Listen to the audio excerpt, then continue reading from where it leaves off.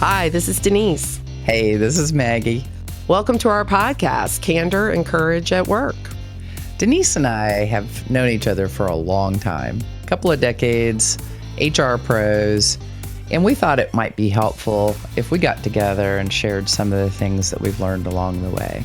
That's right, Maggie. Many struggle with being candid and being courageous, and we just want to use what we've learned to help you use those traits in your daily work life. Here's hoping that makes you more successful. And here we go. This month, we're going to continue our conversation from last month's podcast on underperformers. So you want to give us a little bit of what we got in store for this? Yeah. Definitely looking forward to continuing the conversation. There was a lot to unpack in last month's, and we're going to add to that a little bit. So it's all good. But between the time we recorded the episode for March and now, we had the pleasure of speaking at the Tennessee SHRM Women in Leadership Symposium in Nashville. We did. At that symposium, we shared secrets of leadership. And so, for better or worse, what the audience experienced was essentially a double-length live podcast because our presentation was very much in this style, where we have gathered our thoughts and we're discussing them and sharing some stories along the way and so forth. And so, it was an opportunity for them to see kind of behind the curtain.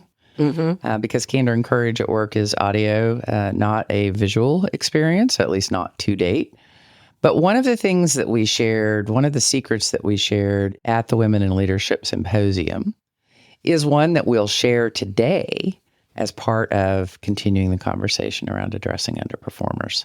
Yes, when you and I spoke about the content for today's episode, that particular secret of leadership came right to my mind of something that, we want to help our listeners with as they go about addressing underperformance. Yeah, I think it'll be a good and important component of that. And then, of course, we mentioned last month that we both thought of a couple of stories around underperformers, and we'll tease that again, but we are going to get to the stories today. So Yes. As we always do, when we start to tackle anything, we start with why. So when we started the conversation around addressing underperformers, we started with why. And our why was there's cost associated with not addressing underperformers, how it's impacting coworkers and their experience, and how it lowers the performance bar for the entire team are just a couple of those impacts. And then the rest of the episode really focused on the first part of what we refer to as SBI, which is situation, behavior, and impact. Yes. So do you want to give us a recap on how did we start to tackle the whole analyzing of the situation? What were some of the things that we touched on? Well, first we talked about looking in the mirror. And of course, I'm probably going to beat this horse extra dead again of basically seeing things the way they are. That's my mantra for 2026, and being willing to just take a look at it and say, look at a situation and say, what part do I play in it? What part does the underperformer play in it? But just to get to that reason why. But, we also talked about the culture, the environment around us. Is the environment conducive to successful performance, and is it results driven? Do we recognize people when they're doing a great job? And then conversely, do we address quickly underperformance? And I remember talking about the analogy of being a driver's ed teacher and how important it was to get people that they just kind of start hitting that shoulder. And if I'm a good driver's ed teacher, I'm going to keep us from going down in the ditch and possibly causing a bigger problem. Right. Then I also think that episode was great at looking at the individual and just trying to figure out, have they had a history of good performance? Yes or no? Kind of what's going on with them that we may not know about, or do they have too much on their plate? Are they reluctant to delegate things, as I had been? And I don't know if you were ever reluctant to delegate. I was horrible at delegating. Yeah, I was until probably about 8 years ago. And just to try to figure out why it's going on, assuming the best, assuming that this person really does want to do their highest and best work and looking at that. And so then finally just trying to realize, did I hire the right person? Right. Are their skills what I thought they were in the interview process? Is this the right role for them? Again, we're looking at separation, employment separation as the last resort. We want as leaders to do everything possible to make them successful. So if they are the right person in that role, then what are some other things that might help them? Is it training? Is it just counseling on delegation or things like that? So that really for me was the beginnings of situation. I think that the other piece that I want to talk about today is that continuing the situation conversation is data. Maggie has a Maggieism on data. Yeah, and God we trust, everybody else bring data. Yes. And it's one of the secrets that we shared at that Women in Leadership Yes, Symposium. That's the one that I immediately thought about today and I remember sharing with the audience there that it's hard to argue facts. So when you're looking at the situation and possibly the impact, you look at the data around how is it really affecting performance either by the individual or the team or the department or the company even. Right. And so what are some of the metrics that I can bring forth that are a fair and objective viewpoint on how successful this person is and ultimately the group? So one of the things that I always say is that we want facts over feelings. Sometimes people take it personally when we have to address them on underperformance, and that data, those facts really are, if selected correctly and are fair, are the beginning of an objective view of why things need to be addressed. Yeah. Or can serve as a basis for elevating the performance of all. And I think you've got some real firsthand and contemporary experience around how data being collected and shared within an organization really can help elevate the performance, certainly provides clarity on how is the group being evaluated. That's right. I mean, at my current organization, we have a dashboard, and that dashboard is composed of many functions of the organization, not just financial, but we also have an inventory dashboard because we are a retailer. People are important to our company as well as most companies, and some other key metrics that would identify different areas of success. Okay. I always make the joke, I really try hard. I'll do it, I'll try my best and I'm smart and I can learn. But if you put me in an operating room, I'm going to kill people. So we got to make sure that we're looking at all the different sides of things when we are creating these dashboards. But for us, we honed in on a specific set of sub dashboards, if you will, and weighted them accordingly. And that has had the results of really calibrating everybody's performance. We had all these different reports we looked at, but once it's consolidated into that dashboard, it gave a very bright light on a one-pager of how each facility was doing. And the good news is that everybody's kind of locking into this, the actual managers and their leaders, and it has become a talking point where folks know where they need to focus on their metrics and where they can improve. And we have seen improvement from that. So it's been very beneficial to have that one-page dashboard. A couple of things really jumped out at me. One, it was that collaborative approach to identifying what those key metrics are. So I won't belabor that today, but that really jumped out at me. And then the other is creating that consistency of conversations around what success looks like. Yes. And having that dashboard is wonderful. I'll share, I've got a client who likewise utilizes dashboarding, but in a conversation with leadership within the client's team recently, learned that maybe the impact didn't align with the intent. And here's how. Because in that environment, the dashboarding, while everybody collaborated, they agreed with what success needed to look like in the organization, and then put the metrics in place to reflect that and so forth. And so they're sharing that regularly. But because it is based on individual performance, when someone is falling short of having a good reflection, they're feeling, publicly, shamed is a harsh word, but at least embarrassed by having that visible to the entire team. And then also frustrated. My definition of stress is responsibility without control. And so in that environment where the performance is falling short of what is defined as successful, it may, and oftentimes in this case was described to me as being the result of being well outside the individual's control. Right. They were waiting on information. They were waiting on the next step in the process before them to get done, et cetera, et cetera. So great. I love data. Oh, yes. Yes, me too. I love data. But that served as a bit of a cautionary tale to be mindful of how what we're gathering and how we're sharing that can work for us or potentially could work against us, even if we don't intend for it to. Well, and you and I talked at the symposium, and we gave a specific example around turnover. Right. Right. Because that is on our people dashboard in my company. But there are definitely uncontrollable reasons for turnover.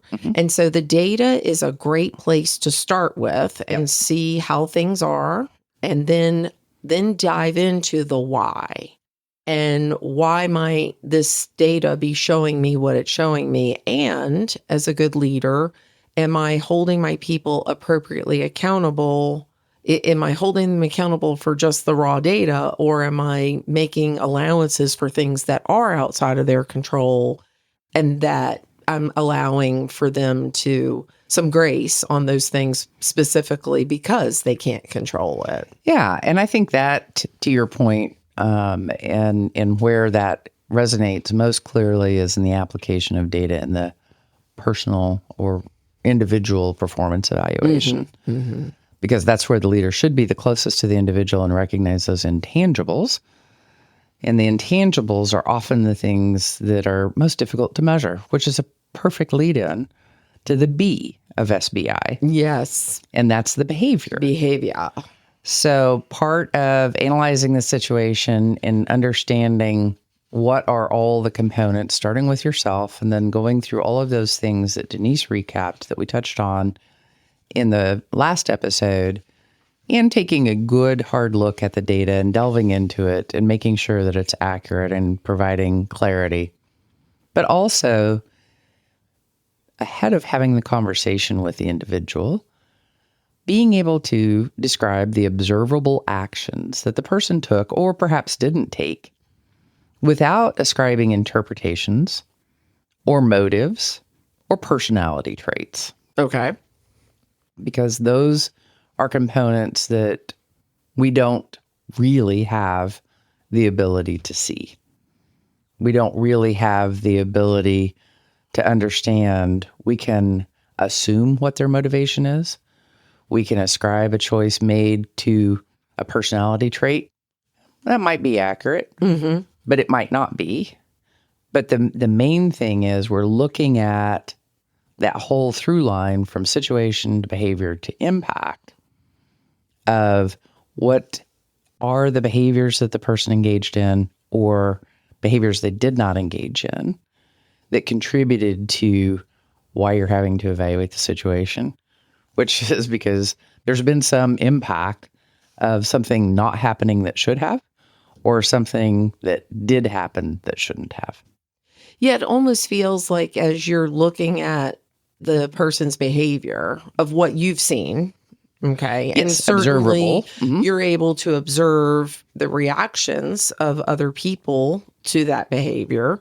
You have that perspective of being outside of that person.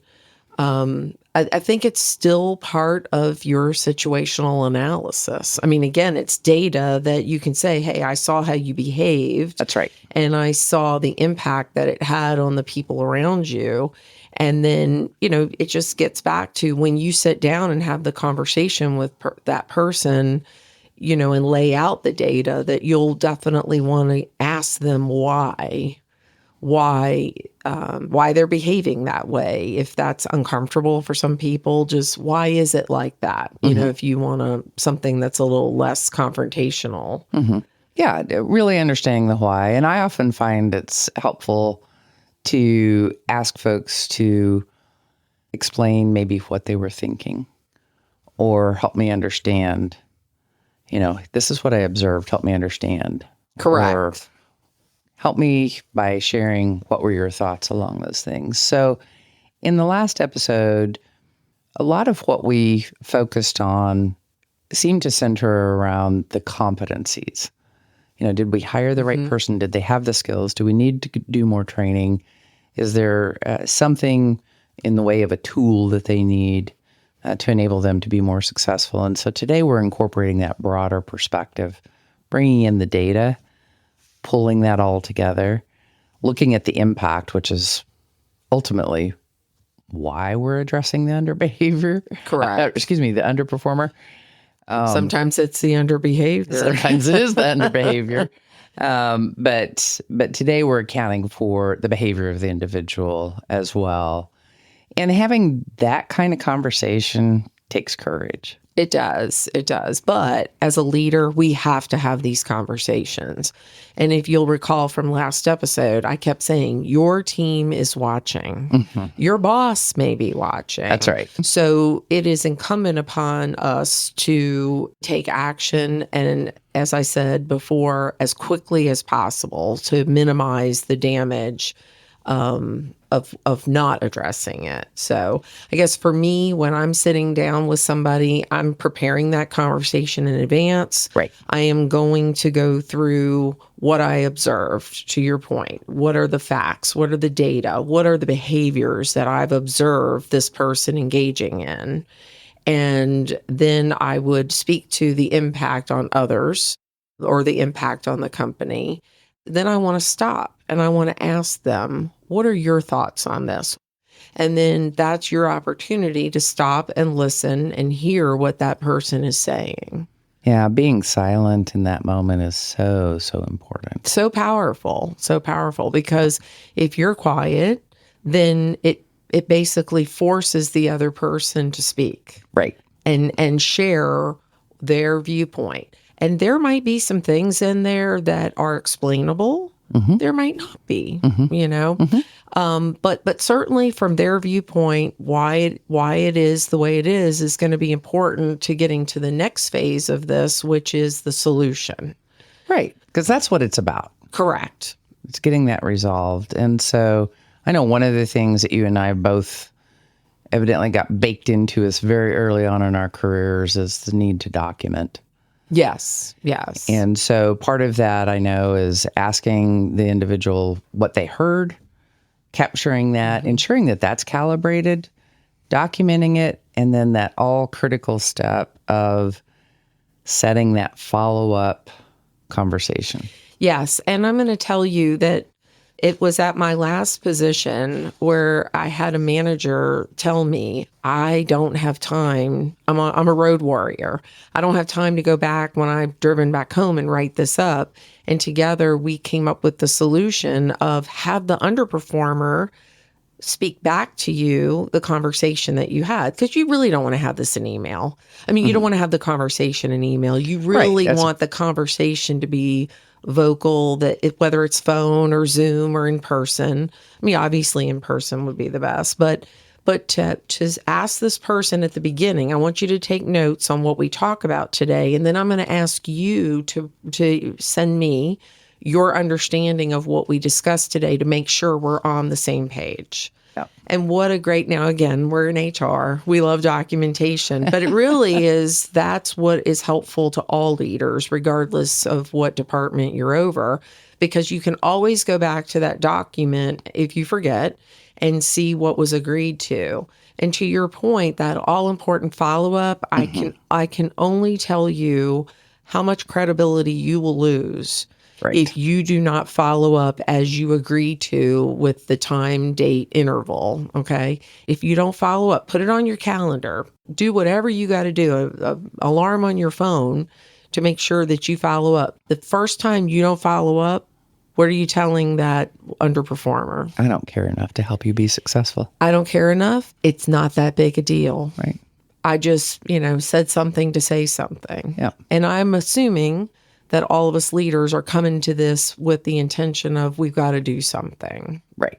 So, yes, all good points. And I promised our leaders that we would get to our stories today. So much good content. It's so hard, but the stories really do speak to what we've learned along the life's journey in this leadership thing, I mean, for me, I'll just try to condense this down as quickly as possible. I'm a young leader in an organization. We hire a person working for us. And I am not the department head. I'm a manager to a director in this HR department. And so as we get busy, right, we assume that people will find their way. And this young lady found her way to migrate towards what I would call the negative Nelly of our department. Great. And over time, we started to see signs of disengagement, signs of almost disrespect of me as the manager and my director. And so that was one of my first times of being candid, to be honest with you, before Mark, but this is the one where we just said, let's be transparent and say, hey, we've observed this disengagement and we want to know why. And there was another piece to this that through work, I ended up seeing in her email. I had to use her computer to get a project done. And I saw in the email, I wasn't snooping, I promise. But I did see in the email messages back and forth with Negative Nelly about me and about my director. And it really was like, wow, okay, what we've been seeing, observing is now we see the source of it. So we called it out. When now we set the environment of this is not, nobody's getting fired, but this is what we've observed and we want to get to the bottom of this. Yeah. And addressing that is the only way to make that change. Right. And just, long story short, she appreciated the transparency. She appreciated the candor. We gave her our perspective over what we had done in the situation that Negative Nelly was emailing about. But it taught me a lesson that you never leave your new hires to fend for themselves to find a mentor. Because, Negative Nelly was a very fun and persuasive person to gravitate towards, especially when you're new. So young leaders, never leave it up to chance who they're going to partner with and take advice from. Change the trajectory of their experience as well as that of the entire team. Well, I likewise have a story about a senior leader, who was overseeing a very technical function. And the number two person in that department engaged in what I considered hugely counterproductive behaviors, would hoard information, would wait until the last minute and then, cause everyone else in the department to have to work extraordinary hours to achieve deadlines and so forth. And it was clear and it was observable from outside the department what was happening. And so I advocated and encouraged the senior leader to address that time and time and time again. And I would get the head nodding, yes, I'm going to do it. And then, when I would loop back and say, well, how did it go? Well, and excuse. Yeah, it just didn't happen. And the senior leader ultimately, it's the classic, what you don't condemn, you condone. The senior leader ultimately condoned that behavior at the expense of the loss of some wonderfully talented people in that department that simply refused to be subjected to someone who, in my opinion, was so insecure that they felt like they had to hoard and engage in other majorly counterproductive behaviors. So I know we've run long again today. Well, let me tell you though, because yes. I want to tie what you just said back to what we've talked about in this podcast. Sure. Okay. The leader's job is to grow and develop people. Right. If you are hoarding information, and I know you are hoarding information, I know you are not growing or developing me. Yeah. My best interest is not in your best interest. So That's a good point. how important is it to share information with folks so that it frees you up to do other things and grows that person simultaneously? Yeah.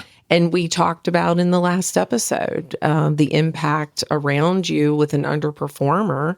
And in this case, the person hoarding was not the underperformer in the original scenario presented to you, but it turns out the leader was the underperformer in reality if we're seeing things as they are. That's right. And so we talked in the last episode, if you frustrate your high performers, they're going to go and they're going to get jobs fast. You said they will land quickly is what I recall you saying in that episode. So many negative impacts by not just addressing. And I've seen that face that you're describing of, oh boy, here she comes again. Yeah, Denise. Yep. Well, here I'll get there. We'll do it. We'll do it. So anyway, yes, we have run long and we appreciate your patience with us as we shared that. But those were two stories that really, my story shaped me, and it sounds like your story shaped you. It did. As an advisor to managers, if not a leader, advising your own leadership. So yeah. So I guess the bottom line is we know addressing underperformers is not fun and it is not easy. But we also know it's absolutely a prescription for leadership failure if it's not done. All the way around. Yeah. Well, if you, our listeners here, because this is going to be a topic that we've heard before is one that people want help on. Yep. Don't forget, visit our website, candorencourageatwork.com, and message us with your questions or your cries for help. And you might hear your request on a future episode. Yeah. Looking forward to continuing the conversation, Denise. Me too. Thank you.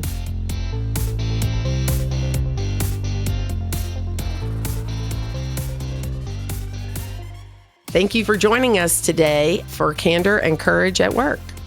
We hope you found some inspiration and encouragement in today's episode. For more information or to connect with us, visit our website, candorencourageatwork.com. And be sure to download future episodes wherever you listen.